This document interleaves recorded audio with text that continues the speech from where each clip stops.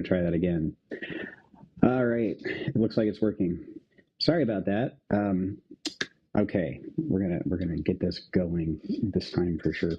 My microphone had cut out. I believe it's working now. Please let me know in the chat if you are not hearing me. I do believe it looks like it's working on my monitor. So, okay, where was I? All right, so we are gonna go over real quick the schedule of upcoming classes. Where that here? Okay, so.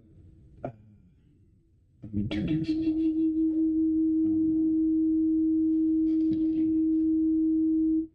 Okay, I have to actually keep that in.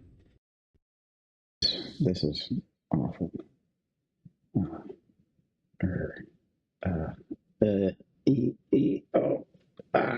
Okay, dang it. No, that's not it. Okay. All right. I'm just going to have to put up with it. All right. So currently the plan is we're going to have these shows every Sunday at 4 p.m. on Pacific Standard Time. I'm sorry. I got to turn this off. I'm just going to do monitor off real quick. Okay. All right, great. Sorry about that. That was driving me a little bit unhinged. Okay, so first, the Sundays, on the third Sunday of the month at 4 p.m., we're going to have members-only classes that are going to be available to people in the Rebel Orphan phase of membership or above. They're going to be targeted at people who are doing the great work and are specifically working on applying magical practices to change their lives and make it a better experience for themselves and other people, people who are actually going through the processes of the great work. So it's going to be more specific. It's going to be more targeted for the practical aspects of doing the great work and doing the magic to facilitate the great work. So like things about making sure your relationship is right and your finances are right and your relationship with whatever your cosmology is right, and getting all that stuff working on that. But this is for people who actually want to talk about doing the internal work as well. It's for people who want to look at actually going through the transformational aspects of the great work, and not just doing magic to get money and doing magic to get sex, but actually doing magic to get a career that's right for you based on your natal chart and all that stuff, like taking it to the next level. Anybody can buy a wealth talisman, but finding the one that's actually right for you is a process that takes introspection and the performance of the great work. So anyway, the people who take it seriously, I figure, $25 a month isn't too much to ask for an hour-long class on applying the stuff. And if you're interested, it's there for you. Membership stuff is linked in the comments. The schedule will be made available as I get everything ironed out. I'm waiting to hear back from a couple of interviewees for some live conversations on magic and their current interests and activities. So I want to keep up to date on what's going on in the occult community with my friends and whatnot. I think it's interesting. So that's what's going on with the channel stuff. Enough of that. So topics that we're actually going to be talking about going forward. We actually have real topics to talk about. So today we're going to talk about the nature of Zeus the head, Zeus the middle, and Zeus the all in all. This is the foundational cosmology of the Zeus cult thing that I'm talking about. It's based on the Derveni papyrus, a manuscript that came out 450 BC, if I remember right. It is from there that we got the texts that I will be referring to today. So these are all quotes from the Derveni manuscript. Specifically, I get most of my information from it's a guy named Alberto Bernabe. He did a deep dive study of the Derveni manuscript. The Derveni manuscript, like I said, was from 450 BC. It's a commentary on an Orphic mystery tradition.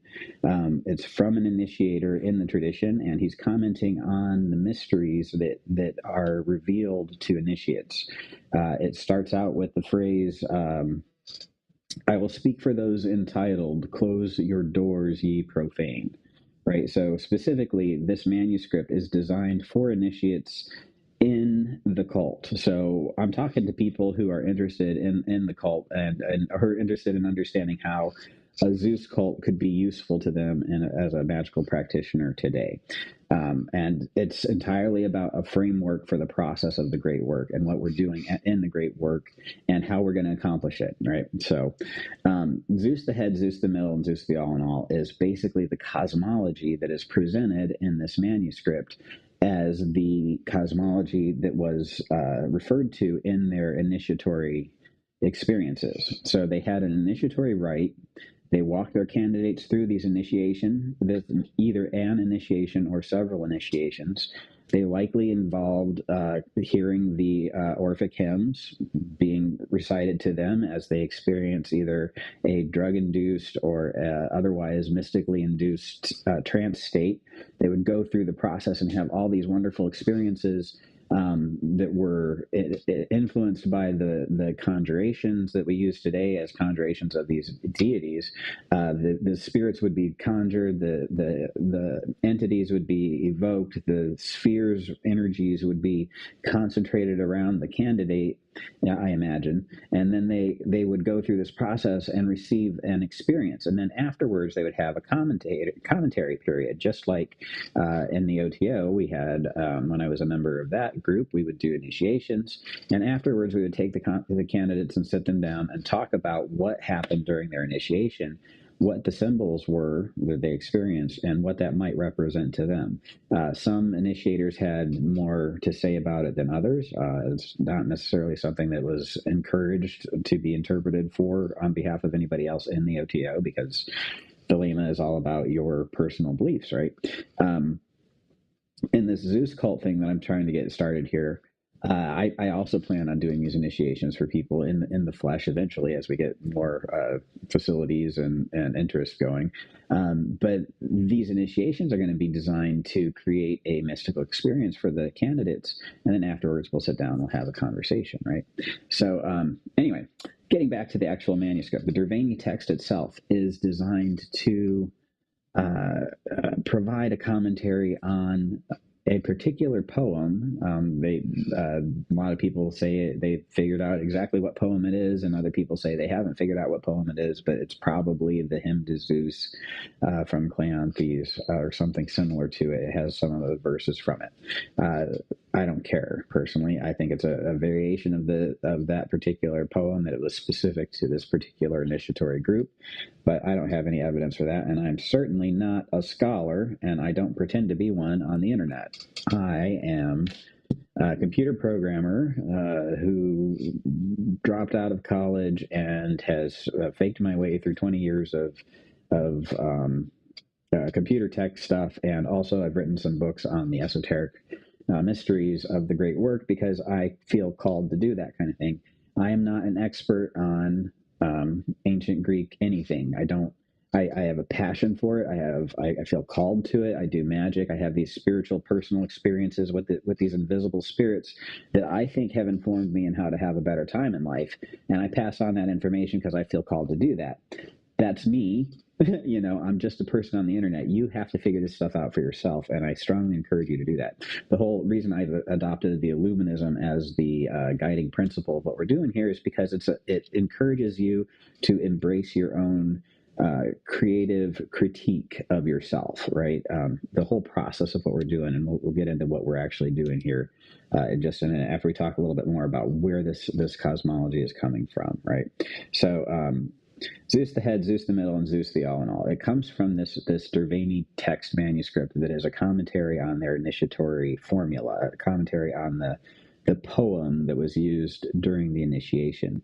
And in that poem, it talks about the cosmological creation of the universe, how Zeus came into being, or it follows the Hesiod creation up until Zeus took over as king of the heavens. He defeated Kronos and established the heroic age and ruled in the heavens as king, right? And then it goes on to say at that point he had started to have bad dreams. He was troubled by a prophecy that foretold that he would be overthrown in the same way that he overthrew his father, and this was a repeating cycle in the universe, and he didn't like it, and he was like, why? How can we stop this endless cycle? And and he went to knight the mother who had first received the kingship of the universe, but she passed on it and passed it on to Uranus or whatever in this cosmology. And eventually it passed down to Kronos, and then it passed down to Zeus in the form of this phallus, right? And it's obviously, even in the commentary, it talks about how the phallus is a symbol of this procreative force, right? But the Derveni manuscript starts out with this phrase, "I will speak for those entitled, close your doors, ye profane." So they are the people who have received this initiation. And the great mystery of this initiation is not a mystery to us. We know for a fact that this initiation revealed to them that Zeus was all in all, that everything that we experience was Zeus, the all in all, that when he consumed this symbol of the procreative force of the universe, he ended up absorbing that power of the universe into himself and recreating the universe. Hey, Masonic Traveler, how's it going? He absorbed that power into himself and recreated the universe around him, right? So first of all, he ingested the penis of something, the missing text, that first procreated the ether. That's what we're looking at here. He ingested this penis, right? And he's like, okay, he consumes this phallus. This is the symbolic act where Zeus, after he goes to night and he receives this prophecy where she says, you can actually stop this cycle of death and destruction and rebirth if you recreate the universe as you see fit, right? So he recreates the universe as he sees fit by consuming the source of creation, right? And in the poem, it's referred to as a penis, and it says he ingested this penis, the first procreated the ether. And the commentator, the author of the Derveni manuscript, goes on to say, let's see, where is it? Do I have one of that particular thing? I'm not sure if I have that particular quote, but no, I don't have it in here. Dang it. Oh. The penis of the firstborn king, and on him were gestated. Okay, so this penis of the firstborn king is what they're talking about.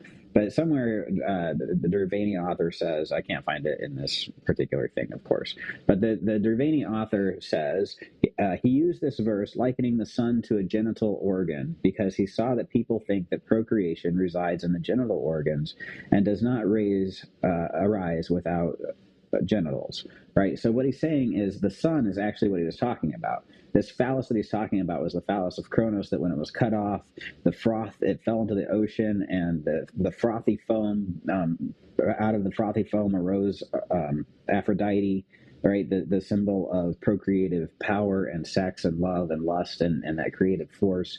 At the same time, the phallus itself grew wings and became the fascinus that we find in Rome in the 3rd century, Vesuvius, the fascinus talisman that I sell on my site.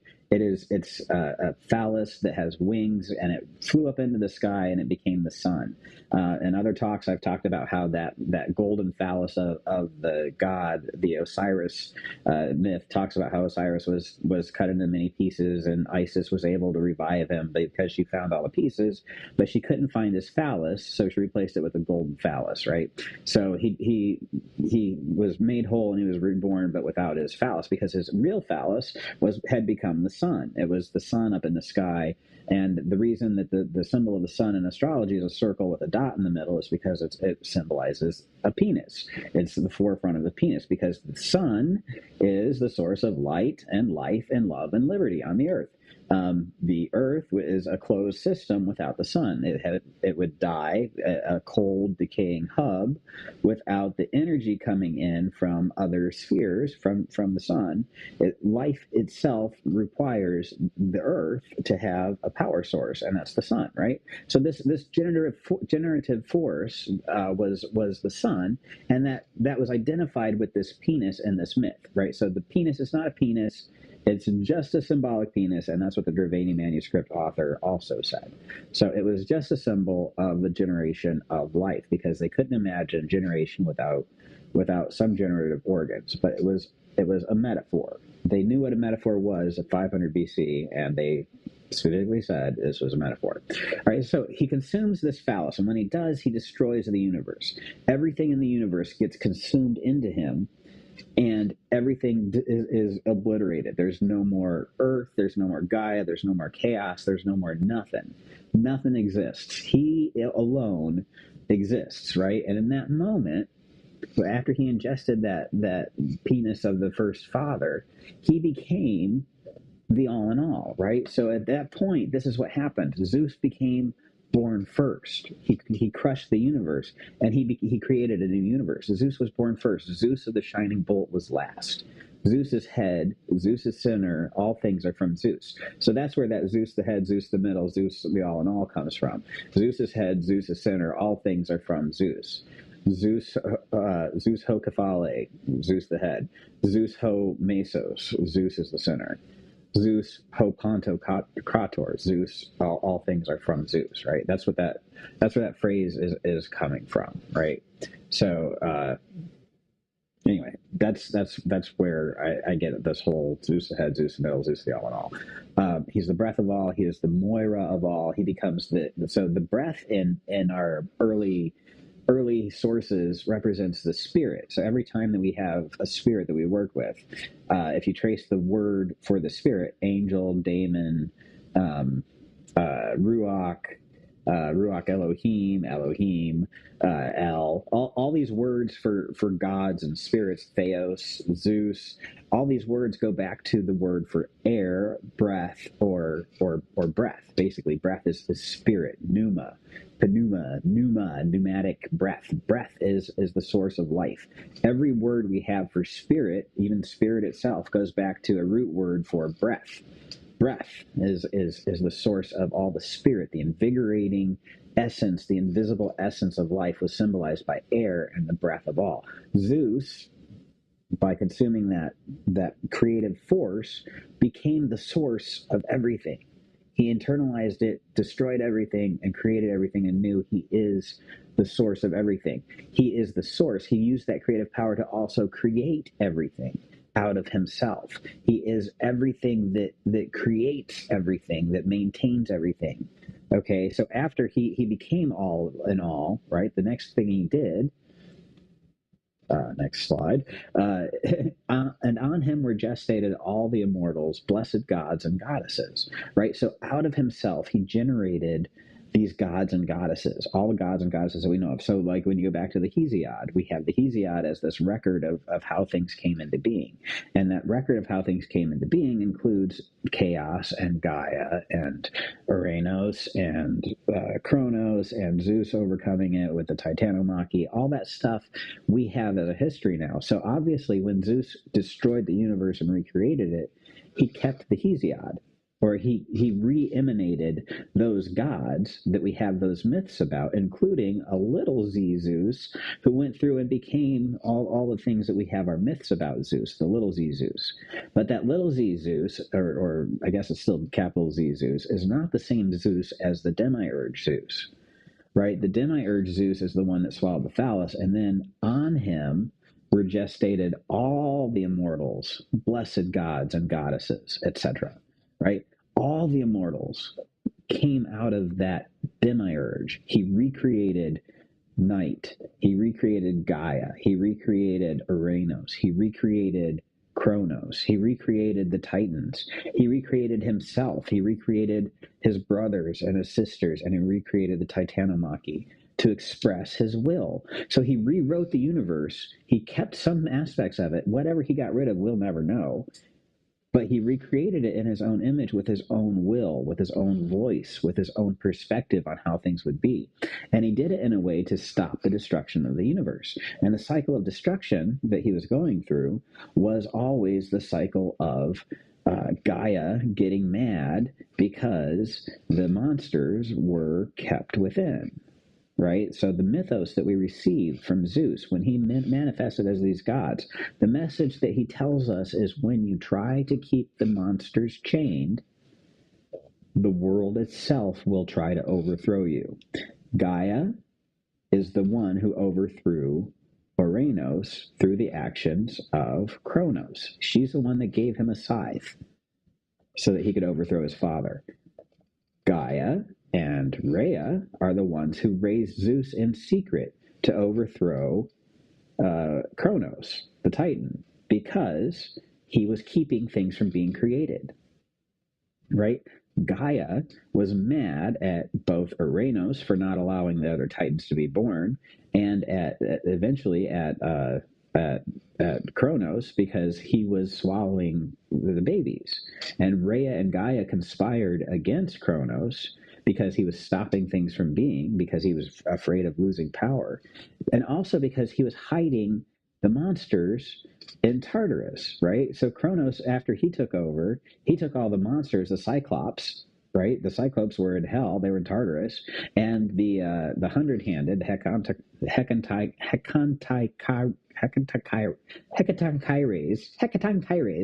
the hundred-handed monsters will that Zeus eventually works with to throw all these stones at the Titans and destroy them at the end of the Titanomachy. They were all in hell. The monsters were being oppressed. The monsters were being hidden. We know that Hecate helped Zeus and was rewarded for her help after the Titanomachy by being given a portion of the sky, the earth, and the sea, right? Hecate is the mother of all. She's the womb of all, right? The reason that she received so much honor and grace from Zeus is because she helped him. She has the key to hell. She's the key bearer to hell, right? That's where the Cyclopes were. The Cyclopes were the ones that gave him his weapons. The weapons of the Aegis, not the Aegis, the thunderbolt and the helmet for Hades and Poseidon's trident. They were created by the Cyclopes that had to be released from hell using the key of Hecate, who was working to save her brothers from being hidden, because Gaia hates when her monsters get hidden from the earth. Gaia hates that the monsters get hidden. Anytime you try to hide the evilness of life, you create the cycle of destruction. That's the message that Zeus has given us through these Greek myths by retaining those gods that he gestated on himself. He gestated all the immortals, the blessed gods and goddesses, the myths of the Hesiod, the stories that we hear, right? Let's see. Okay, I'm sorry, Mr. Sonic Travel. I see your questions. I'm not ignoring you, but I have a couple things I'm going to finish up here, but I will get back to that. All right, yeah. So all these gods and goddesses were recreated on himself, right? To manifest this existence that we experience now. And in this existence, the message that he's given us is don't let the monsters, if you try to suppress and hide the monsters, they will always come back and haunt you. The way that you deal with the monsters is you let them free and you slay them. You fight the monsters. You know, the Cyclopes were eventually run into again by Jason and the Argonauts, right? I mean, they were trying to eat people, and eating people is not allowed. So you fight for yourself. You know, the monsters have to be given a place to fight. You have to fight the monsters. You don't let them eat you, but they have a right to exist. It's like the wolves, the wild wolves. You know, we reintroduced the wolves to the wild because they had a place a part to play in the grand scheme of things. You know, that's basically the lesson of Zeus, is that the monsters have a role to play, and we fight against these monsters to build character, to have experiences, to grow, in power, to grow in wisdom, to grow in honor, to grow in wealth, to grow in prosperity, to grow in the richness of a life, the richness of the experience of our existence. That's what we get from this great work that we do. We get the richness of a fully lived and enjoyed life. You know, we have a good time with it. It's important, you know? Anyway, so it's not only the blessed gods and goddesses that were created on him. And by the way, he says, after he had hidden them all away again into the glad light from his holy heart, he brought them up, performing mighty acts. So he brought back these gods that he had hidden away. He had kept the ones that he had experienced in his life, and he reintroduced them. So like Aphrodite came back, and Okeanos, and a few others, right?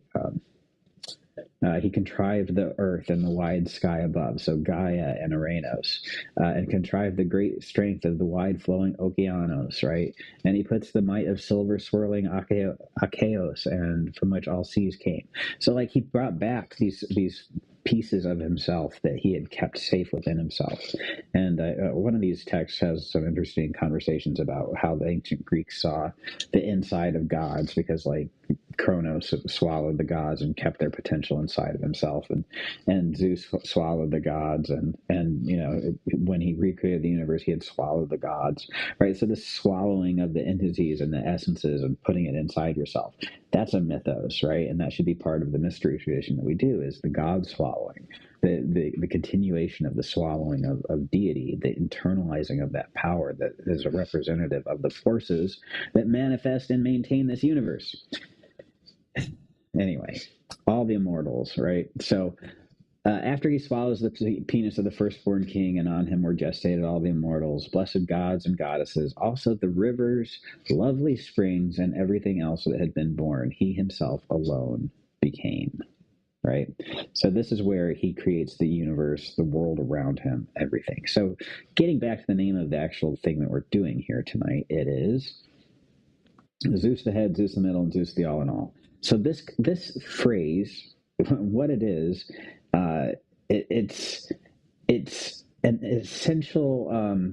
It's a cosmology. It's a way of looking at the universe that we live in, to understand it, that takes the ideas of Neoplatonism, emanationism, the different aspects of our Western mystery tradition, Western European Greek historically Greek and Greek influenced cultures.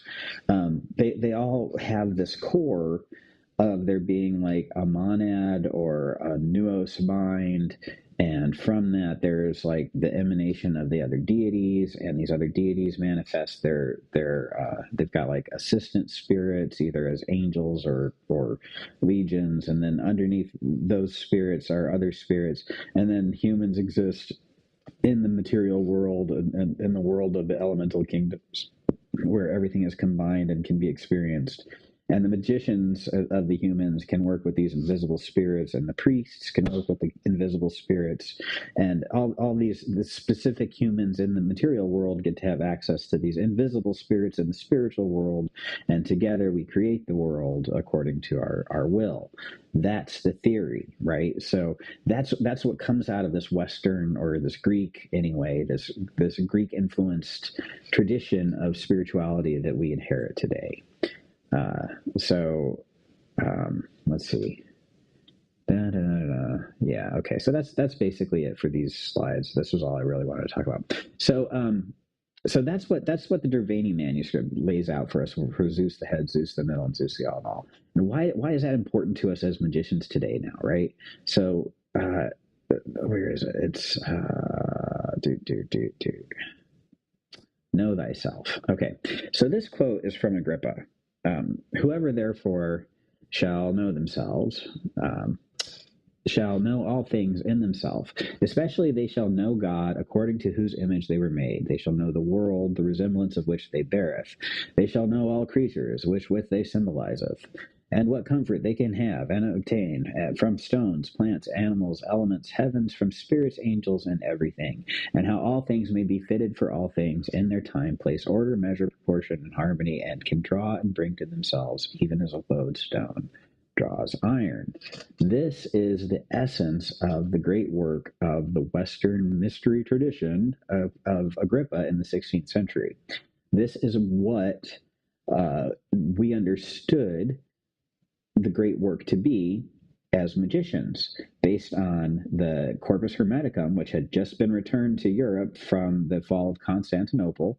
Right, the Medicis had translated all these Constantinople texts that we had gotten back into the modern languages, and we were able to read for the first time in centuries the Corpus Hermeticum. We understood that this idea of the mind, the nous, the Pymander, who was the mind of God, and emanated as the logos and the seven governors and their intelligences, right? We ended up with this whole cosmology of the seven planetary powers and the four elemental kings and how they all work together to manifest and materialize this world, right? That's what's going on here during the Enlightenment, the age of the Renaissance, the whole the Enlightenment phase, right? It's all about that. The Derveni manuscript was 2,000 years before, right? This was all going on in the 1500s. Agrippa wrote this whosoever therefore shall know themselves. That was written in 1580, right? 1480, 1500, somewhere around there, right? 15th century, or early 16th century, late 15th century, right? That's when Agrippa was writing this stuff, right? 2,000 years after the Derveni manuscript wrote Zeus the head, Zeus the middle, Zeus the all in all, right? The idea of this core essence of God that then emanated as this middle layer that was all these invisible spirits, and then it emanated again as everything else, the all in all, the material world all around us, right? This is the principle of the Derveni manuscript from 2,000 years before. 2,000 years later, Agrippa is writing about whosoever shall know themselves in themselves, all things in themselves. How is that possible? It's possible because if you know yourself, you get to know the all thing, because all things are manifested within us. It's like the concept of the holographic universe, right? We have an aspect of ourselves that has an aspect of everything else in it, right? As above, so below. That whole hermetic principle of the invisible being present within the manifest, and the manifest being the potential of the manifest being in this invisible world that is somehow overlapping this material world.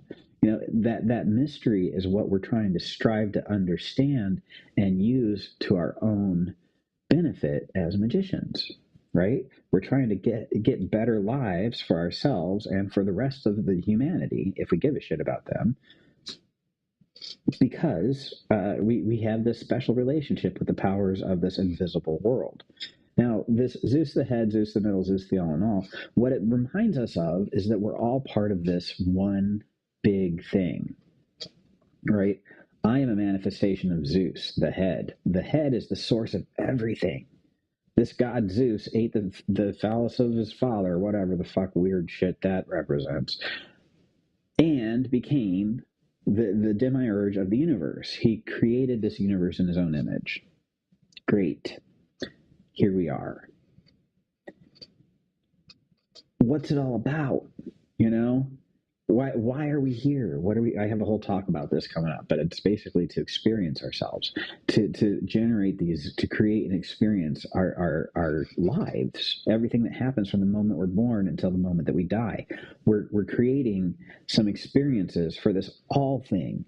And with the all thing, knowing that we're all part of this all thing, it puts us all in the same boat. We all have you can't hurt the environment without hurting ourselves. You can't curse somebody without cursing yourself, right? That's what karma is. It's not in some lifetime you'll pay for this. No, in this lifetime, if you hurt someone, you're hurting yourself, and you're suffering right now.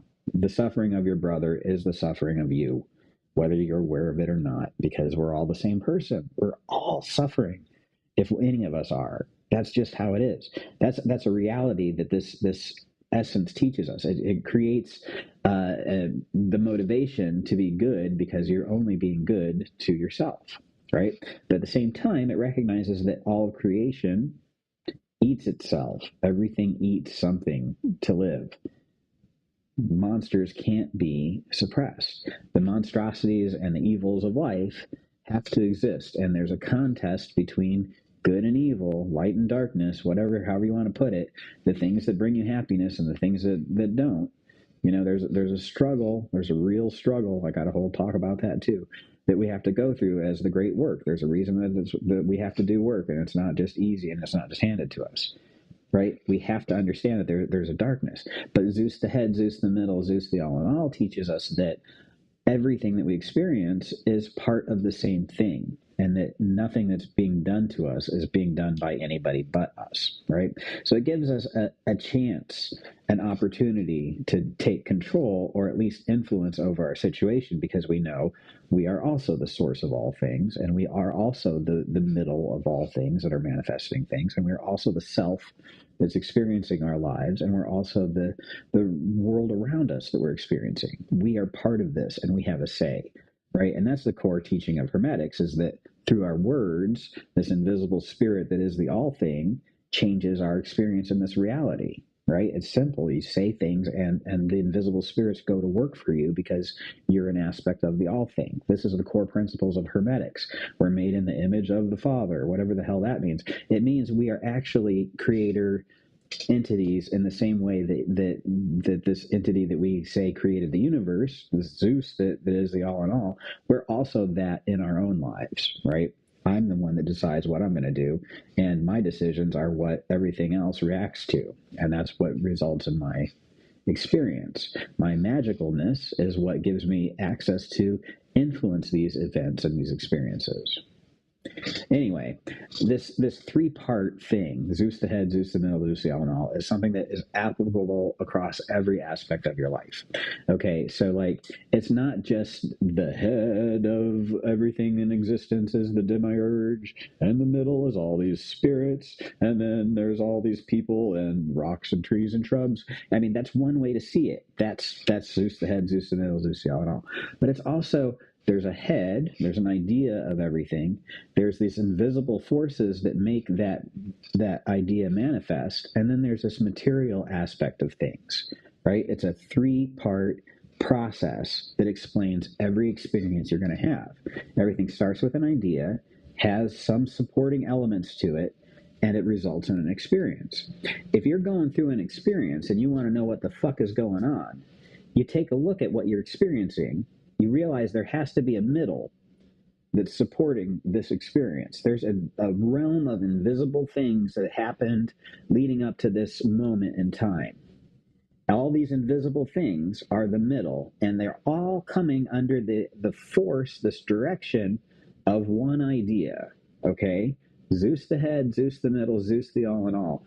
There's a head, there's a bunch of shit in the middle that we don't know about, and then there's the experiences we're going through, right? And if you can understand what you're experiencing has all these invisible things that have to be working on it, that you as a magician have access to through your symbols and your rituals, you can conjure those spirits that are working to create your experiences and get on board with what they're doing, so that you're aligned with this idea that is the source of you too. And when you're all together with yourself and you're in harmony with the head, the middle, and the all in all, and you've got all these spirits working towards you, you're not experiencing things that are bad anymore. You get to influence things to go in your favor and according to your desires, right? So this middle, head, and all in all is a process flow that lets you take control over anything that you're experiencing. You can use it to reverse engineer why you're going through terrible things right now. You can use it to create experiences that you want to see happen, right? You have an idea. How are you going to have your idea become a material experience? You know that Zeus the head, Zeus the middle, Zeus the all in all is how things work. You have an idea. There has to be something in the middle that has to support the manifestation of your idea, and there has to be something in the material world for it to manifest around. Okay? You've got to have an idea, you have to have the support for it, the resources for it, the forces that make things happen have to be aligned in your favor, and then you have to actually have the four elemental kings to materialize it. You have to have the physical resources to make it happen, the choices that you make, the actions that you take, right? If it's a business, you have to think of the idea of your business. You have to have the resources, the money, the funding, the interest, the audience for it, the consumer that will buy your product. You have to have all these invisible things before you can even begin to sell and manifest your concept for your idea to be a real business, right?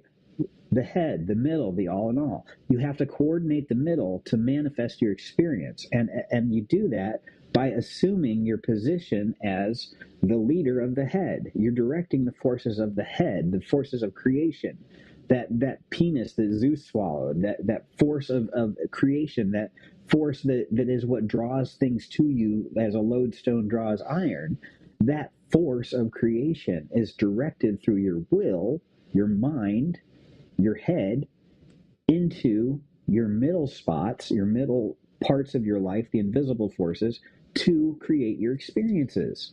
This is how you create your world, right? The Emerald Tablet of Hermes talks about ascending through the heavens and descending in power, and thus was the world created, to accomplish the miracle of the one thing, to accomplish the miracle of the one thing, right? It sounds new age as fuck because it is, right?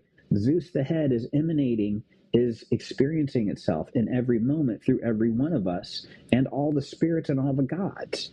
Zeus, the head, is here with us, and it's me, and it's you, and it's us, and we're doing it all together, right?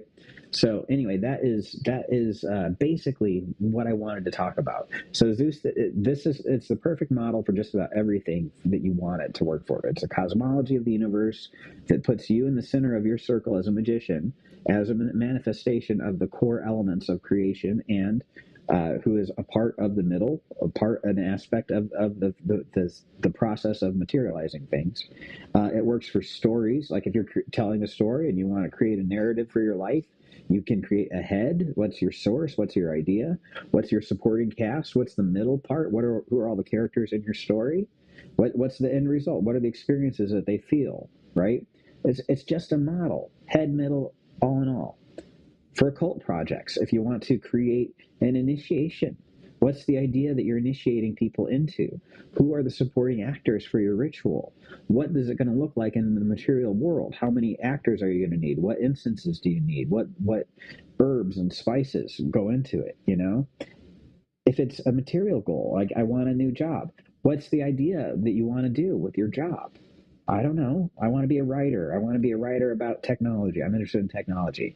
That's a tech writer. Okay, so what's a tech writer? There's a middle level of all the things a tech writer has to know, all the skills they have to have, all the experiences they have to know, the places to go to sell their skill sets. These are all the invisible things of the middle of it. And then there's the actual experiences. What are the jobs available?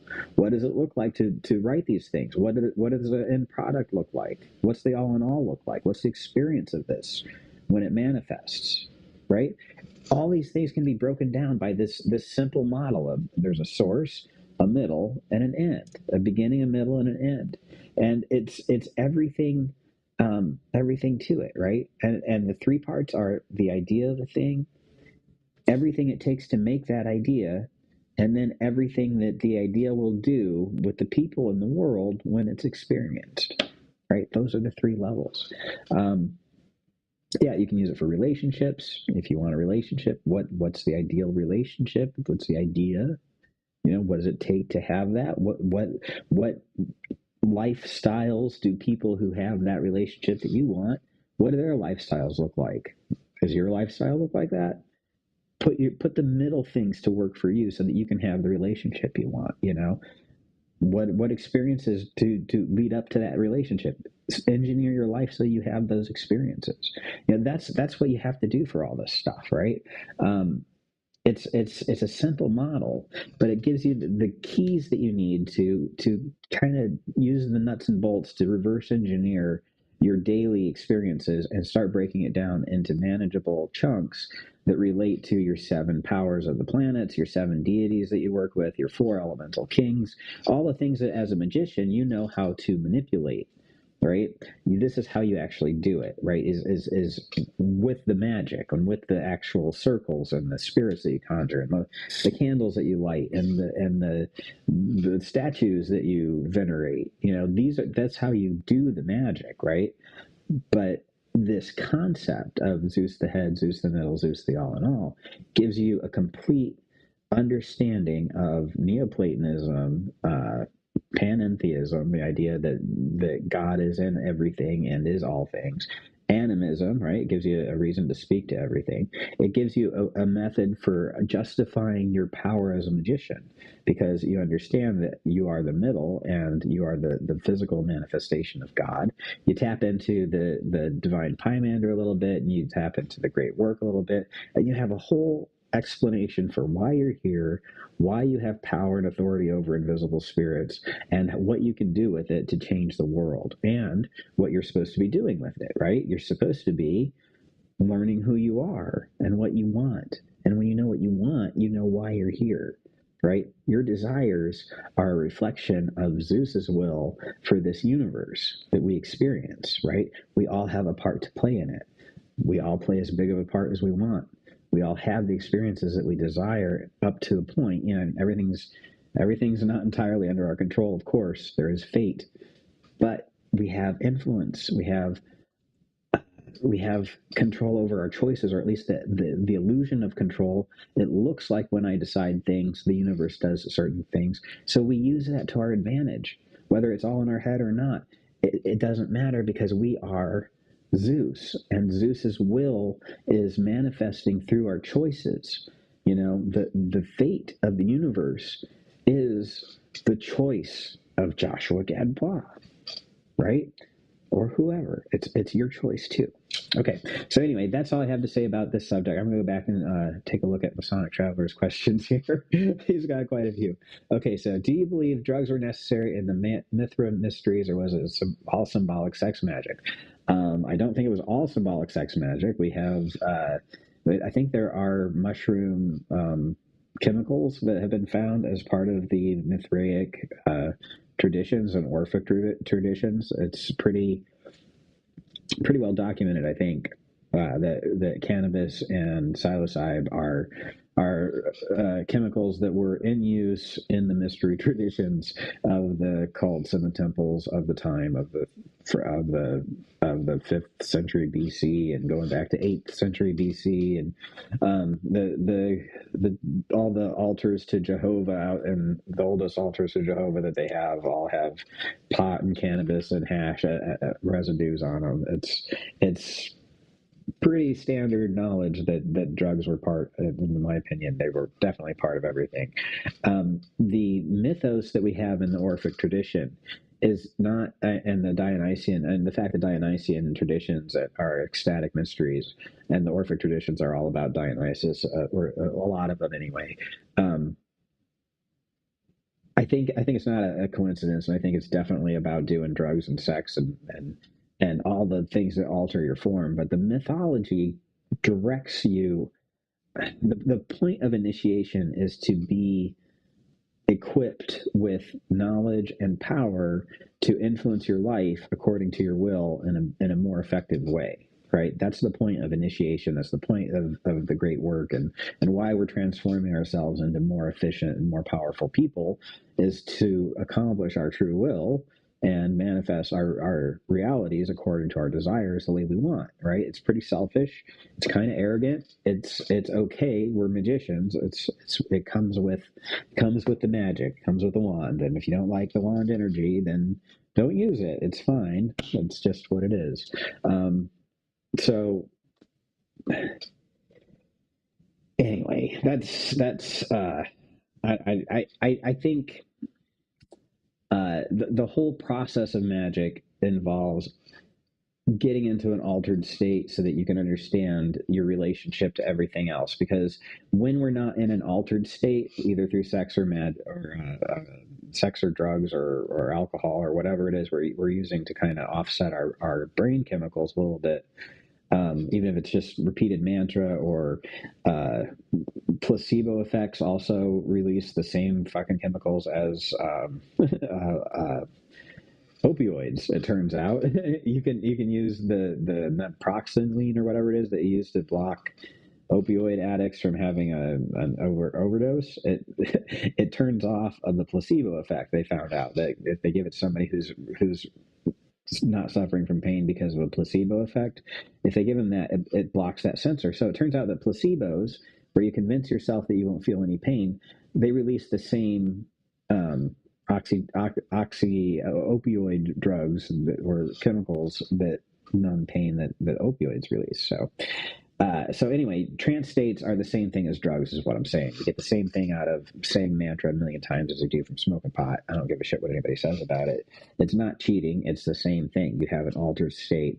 And in that altered state, you're able to have a perspective on the universe that gives you insight into this. head, middle, all in all. This cosmic view. It's the vision of the initiation into Isad and Kabbalah. You have this vision of the universe, the mechanical nature of the universe, and it's, oh my God, everything is a piece and part of everything, and it's all one big thing. It's all a big machine, and it's all it's this big understanding of the universe.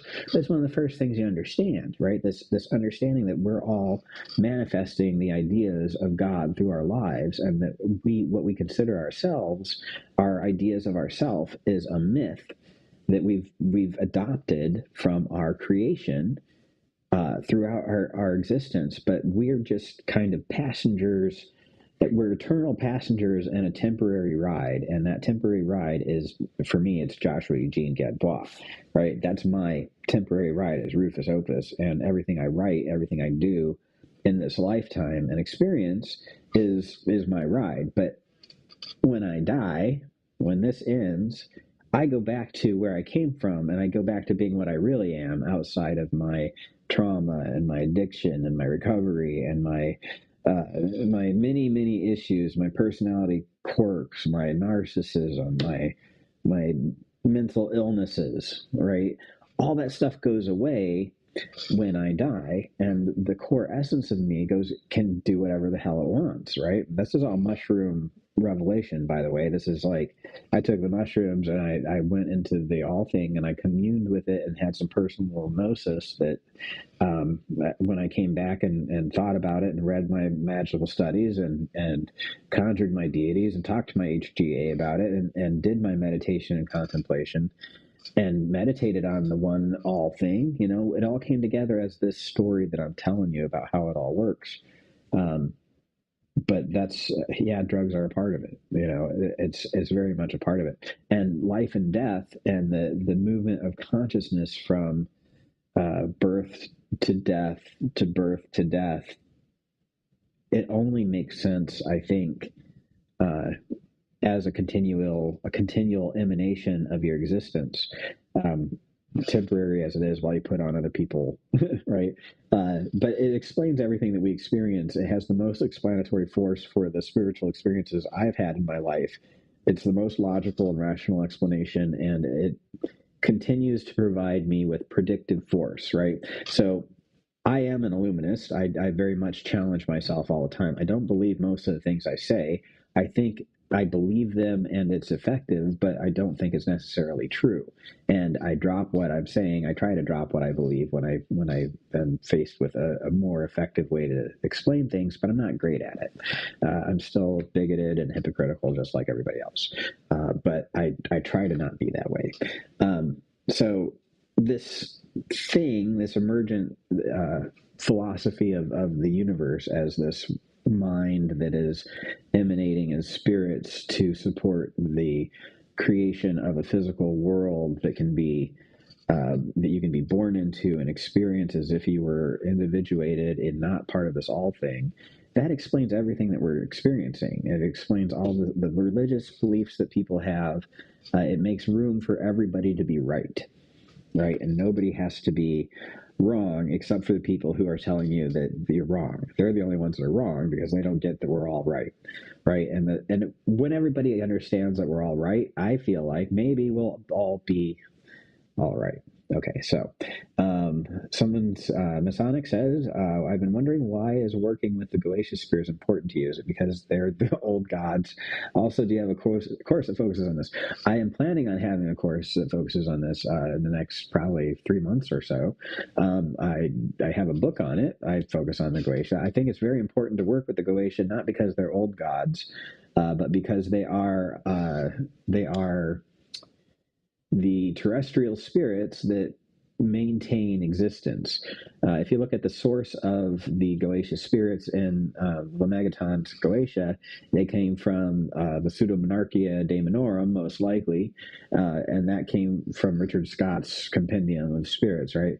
And these lists of spirits, what they gave people, if you look at what the delivery was was a liberal arts education. They taught you how to identify stones if you were going to be a geologist, which was a necessary thing to be a merchant of gemstones. They taught you how to do astrology and astronomy, which was necessary for you to be able to do trade, merchant status. You had to be able to plan your shipping routes. You had to be able to make sure that your materials would get there on time. You had to know what the weather was going to be like. You needed to understand all these things. You needed to know how the universe worked. So all of a sudden, our magical traditions, for people who were not born free, who were not able to attend colleges and learn these things at these institutions that were for citizens, they were given access to the same education through these goetic spirits. So the Goetia is the liberal arts degree for the common man in the middle ages, right? It's the 16th century liberal arts degree. You learned how to do a trade in support of your merchant class. So these spirits are designed, in my opinion, to support your trade skills and your material lifestyles and the experiences of your daily life. They all give you favor. They give you, they repair relationships. They help you out socially. They bring you love. They make people do what you want sometimes, according to the descriptions. They give you money. They give you positions of honor and respect and integrity. That's what they're all for, is for your social climbing. They're for you to design your physical experiences so that you become a middle class member of the 16th century. That's what the Goetia spirits are designed to do, is to make it possible for you to enter the suddenly at that time in history, all of a sudden the middle class existed. Nobles weren't the only ones that were allowed to charge money anymore because they were too stupid and rich to do anything. So the merchant class emerged, and that's what the Goetia emerged at the same time, to help provide a spiritual path to get these skills that you couldn't get legally because you weren't born a citizen. That's all it is. It's an equalizer. It's a social force. J. Stratton Kent mentioned this, and his punk understanding of the occult is something that I am very grateful to have been a part of. I really appreciate that he pointed all this out. I am not saying that I came up with any of these ideas. I've reached these conclusions based on conversations with great people. I'll put it that way. All right, so what's my advice on recalling past lives? Oh, wait a minute, did I miss something? When it says my adepts' heads stand in the heaven and their feet are in the depths of hell, that mystery of both weddings. Yeah, exactly. That's exactly what we're talking about. How you are the source of all, and you are also the experience of all, and all of the worst things in your life are the evil fates that are the result of you not pursuing your source, right? And that's what we learned from the Hermetic texts. And you can avoid all that stuff just by doing magic and pursuing God, right? So that's what that's all about. And my adepts' heads stand in the heaven and their feet, in the depth of hell. Who was saying that? Who's adept? Who's the my adept? Whose adepts are we talking about? It's the illumination. It's the Illuminati eye. Is the let's see here. Here we go.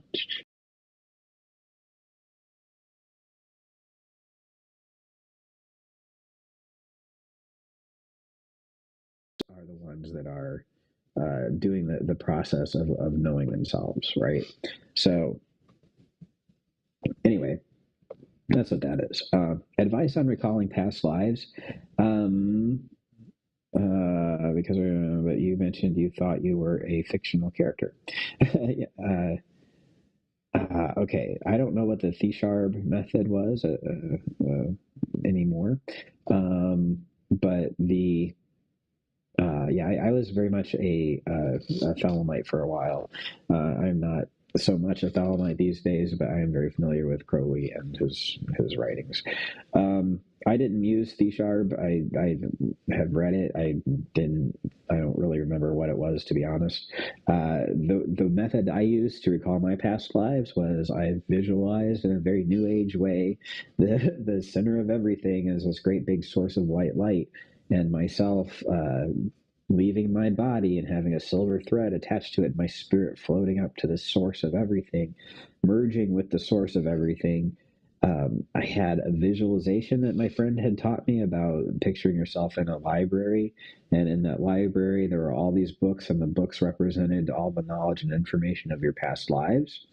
You picture those books all glowing and rising up off the shelf and having all the information of those past lives manifest as a big cloud of light energy in front of you, and beam into your forehead all the information of all your past life. And it just goes through you, and you're just like, oh, and you have all these wonderful experiences. And memories come flashing through, and you have an amazing trip on it. It can be a wonderful time for you.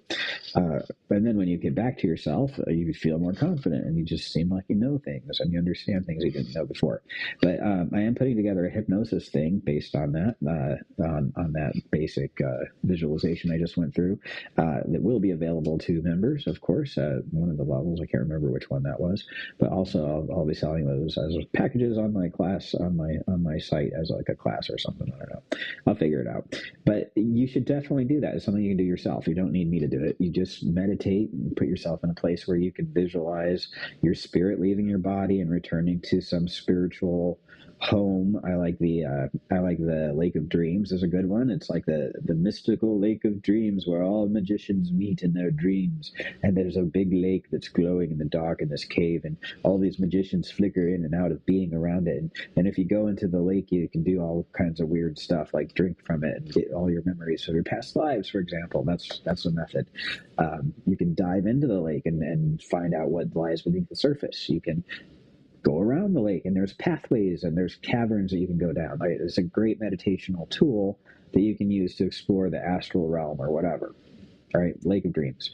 There's a great forest meditational thing that I use where I go into a forest, I'm walking down a path, and I find a chapel, and there's a cabin, and there's a chapel cabin, and inside there's a chapel where I can do magic in the astral realm, or I can go around the back of the cabin, and there's like a stairs going down, and there's a basement, and inside the basement there's this infinite library of all these books that are all the knowledge of the universe, and I can access it whenever I want.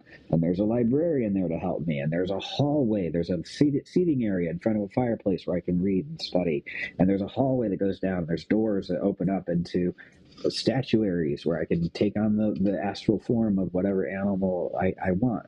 So there's a statue for every animal, right?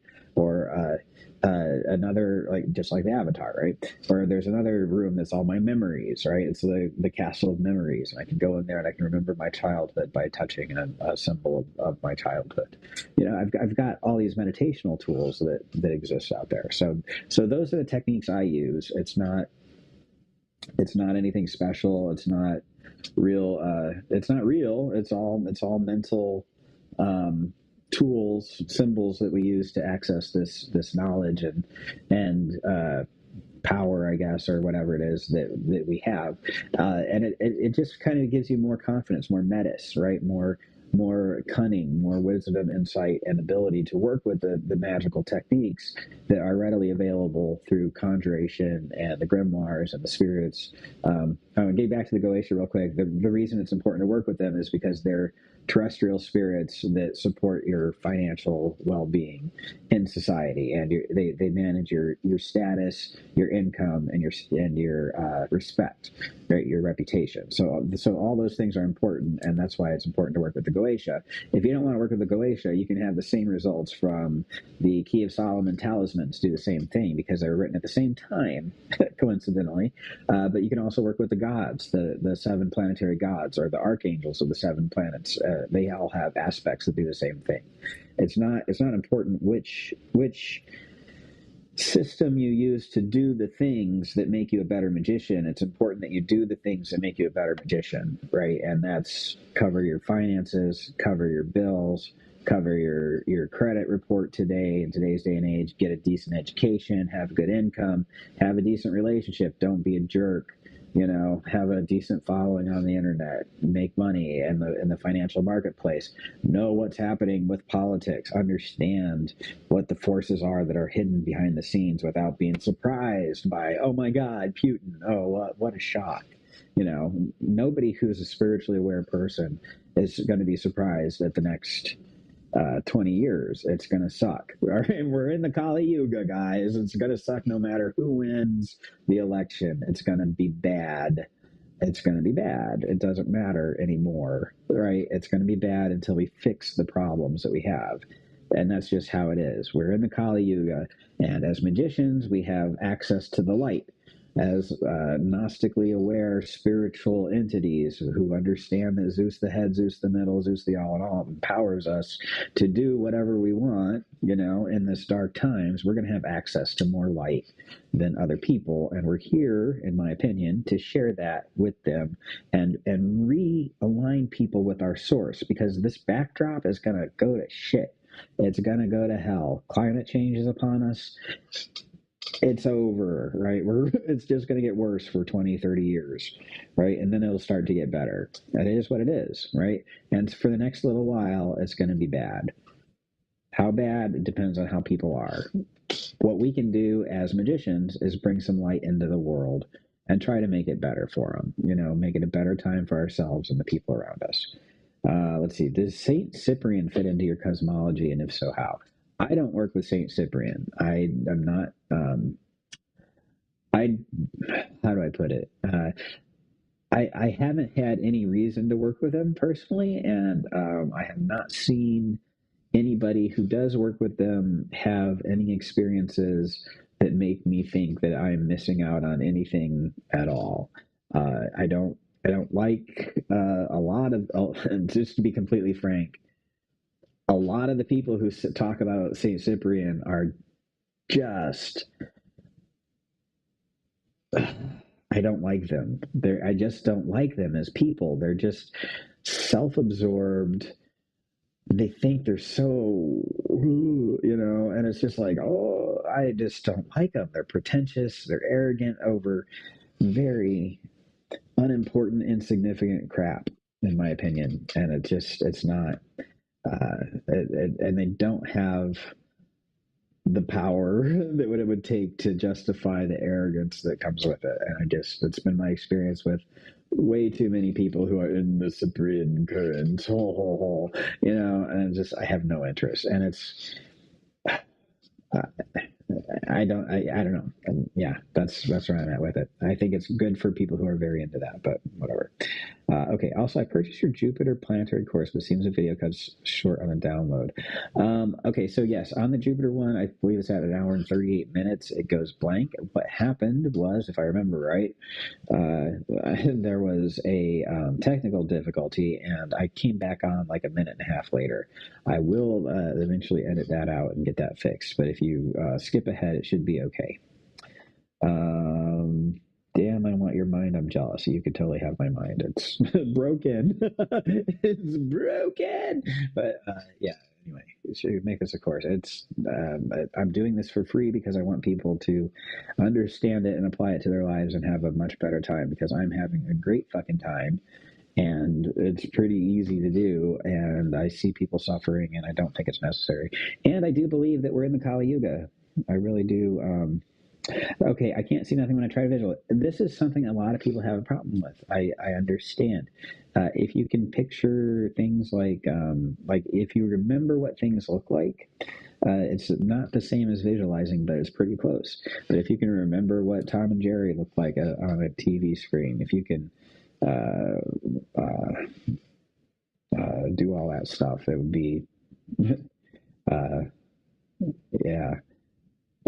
Try skipping. But if you don't have, if it doesn't work, Robert, just ping me. I'm on Facebook is the best way to reach me on Messenger. Just either the Rufus Opus account or my Joshua Gadbois account. So anyway, that's all I got for tonight. I'm going to move on and do other things this evening. I gotta walk the dog. So have a great time, everybody. Hope you enjoy everything. Oh, tomorrow night is a members only class. Please sign up if you want a members only class. We're going to be doing reversing and cursing, exploring all the methods of Malefica and dealing with it in your life, when to apply it to others, and how to deal with it when it's coming against you. So yeah, that's really great. Ramsey Duke's quote there. That's great. If you can't visualize, then imagine as if you could. How much is? Oh, it's $25 a month is the members only class. And yeah, it's every third Sunday at 4 p.m. Pacific. I'll be doing a members only class. It'll be specifically for basically like getting rich and getting into a really good relationship and establishing solid relationships with your spirits, uh, the practical stuff of magic that you run into. But it's going to be more about dealing with your own with the hard parts of initiation, which is your own crap, right? It's not going to be about how to conjure a spirit and get rich. It's going to be about how to figure out that what you're the problem, and how to fix it and how to work with spirits to purify yourself and perform the great work to cleanse your expectations of your financial experience so that you can make room for blessings to manifest and all that stuff, right? So it's basically how to use your mind to program your middle so that your all in all is experiencing it the way you want. And it's a lot about clearing the path between you and your divine source. But yeah, $25 a month is what that runs, and I think it'll be worth it. It's easier for me because I can do these live presentations, and I don't have to worry about missing out or forgetting to do something. So great, cool, that's perfect. All right, perfect, Masonic. Excellent. All right, guys, I am going to drop off. Have a great evening. I will see you tomorrow at 4 p.m.